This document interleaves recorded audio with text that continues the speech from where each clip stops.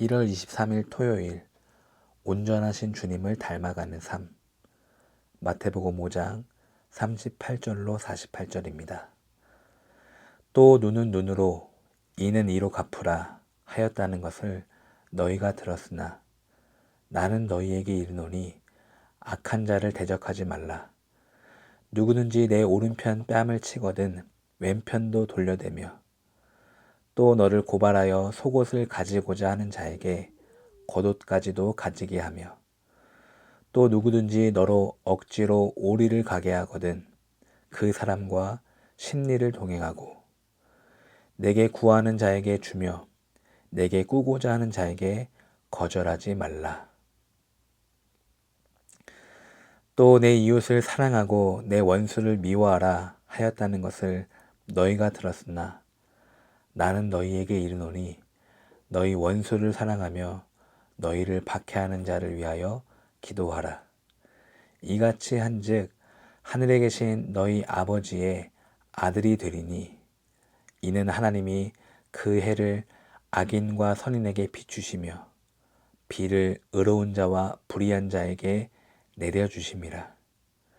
너희가 너희를 사랑하는 자를 사랑하면 무슨 상이 있으리요? 세리도 이같이 아니하느냐? 또 너희가 너희 형제에게만 무난하면 남보다 더하는 것이 무엇이냐? 이방인들도 이같이 아니하느냐? 그러므로 하늘에 계신 너희 아버지의 온전하심과 같이 너희도 온전하라. 아멘. 38절의 율법은 눈은 눈으로 이는 이로 갚으라 하였지만 우리 주님은 39절 악한 자를 대적하지 말라. 43절의 율법은 이웃을 사랑하고 원수를 미워하라 하였지만 우리 주님은 원수를 사랑하라. 그러니까 율법대로 살아가면 적어도 세상의 상식에 맞고 세상 사람들에게 바보 소리를 안 들을 텐데 우리 주님은 세상 상식에 맞지도 않고 오히려 사람들에게 바보라고 손가락질을 당할 정도로 손해를 보며 살라고 말씀하십니다. 그렇습니다. 아무리 생각해도 악한 자를 대적하지 말라, 원수를 사랑하라, 이 말씀들은 분명 손해입니다. 희생이고 마이너스입니다. 그런데 이렇게 사는 것이 48절에 하늘에 계신 아버지의 온전하심과 같이 너희도 온전하라. 이렇게 사는 것이 하나님의 온전하심이라고 말씀하십니다.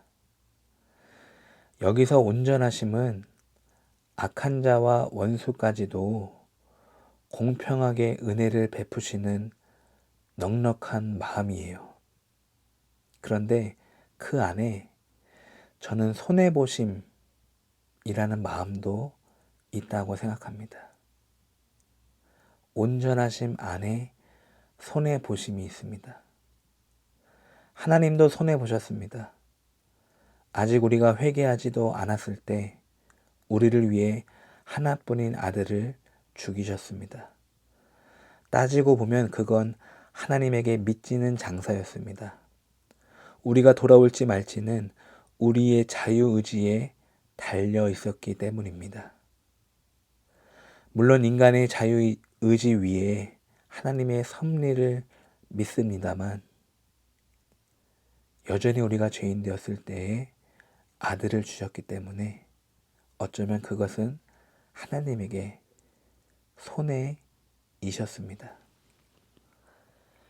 그러니까 오늘 우리가 악한 자를 대적하지 않고 원수를 사랑할 수 있는 유일한 동기는 하나님이 먼저 그리고 지금도 손해보고 계신다는 것입니다. 그러므로 48절을 이렇게 다시 읽을 수도 있겠습니다. 하늘에 계신 너희 아버지가 손해보신 것 같이 너희도 손해보아라. 사랑하는 성도 여러분, 세상은 손해보지 않으려고 따지고 싸우며 가해자와 피해자를 가리지만 그냥 손해를 보십시오. 정말 말도 안 되는 말씀이지만 그냥 대적하지 마시고 사랑하십시오. 그 방법이 우리가 죽는 것 같지만 우리가 죽어야 승리가 찾아옵니다. 한 주간 어떻게 살아가셨습니까? 여러 가지 고민으로 머리가 복잡하십니까? 아무리 계산기를 두드려도 답이 안 나오지 않습니까? 그럴 때는 내가 가장 손해보는 길로 걸어가시면 됩니다. 그 좁은 길 끝에 우리 주님이 두 팔을 벌려 계십니다. 그 마지막 날 우리가 주님 품에 안길 때 나의 손해가 주님의 손해에 비하면 아무것도 아니었음을 깨닫게 될 것입니다. 오히려 내가 주님의 가난 때문에 부유하게 살아왔음을 가슴치고 울며 통곡하게 될 것입니다. 그러므로 지금 우리 눈에 보이는 악한 자와 원수에게서 눈을 드시고 하나님을 바라보시길 바랍니다. 여러 가지 선택지에서 이제는 그만 고민하시고 눈을 드셔서 하나님을 바라보시기를 바랍니다. 왜냐하면 하나님이 우리 마음을 바꿔주실 때 그제서야 우리가 악한 자를 대적하지 않고 원수를 사랑하게 되며 내가 손해보는 길을 결정할 수 있게 될 것입니다. 오늘 본문 해설에서 제가 밑줄 친 문장을 읽어 드리겠습니다. 예수님의 말씀은 세상 원리의 선행을 약간 추가한 정도가 아니라 완전히 다른 삶의 방식입니다. 악행한 자를 향한 용서, 이웃을 향한 희생과 섬김이 기독교의 기본 정신임을 보여줍니다.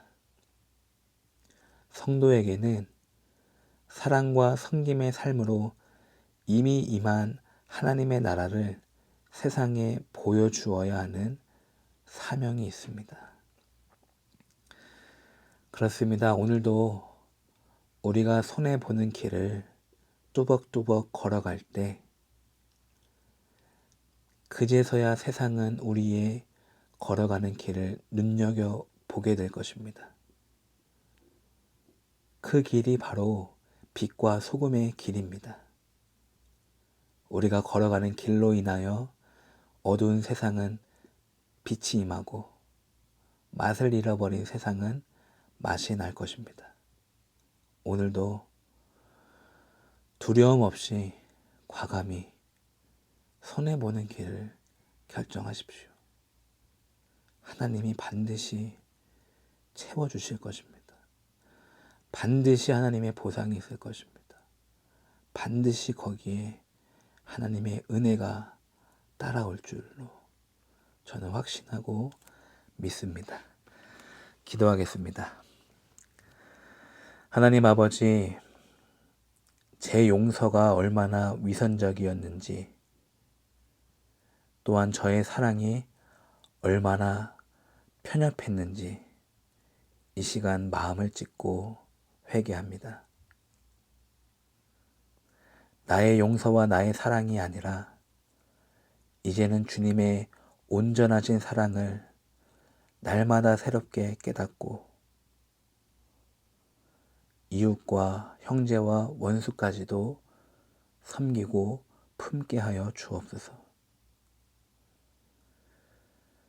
그리고 수많은 선택지를 두고서 어떤 것이 나에게 좋은 길인지 계속해서 내 유익을 셈하는 악한 습관을 버리게 하여 주옵소서.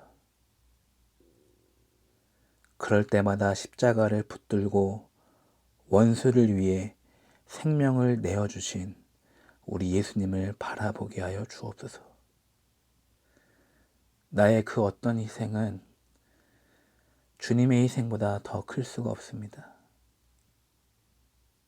주님, 이 시간 다시 한번 우리의 마음을 바꾸어 주옵소서. 우리의 마음이 바뀌는 것이 기적입니다. 오늘도 주님이 마음껏 일하시는 하루가 되게 하여 주옵소서. 예수님 이름으로 기도드립니다. 아멘.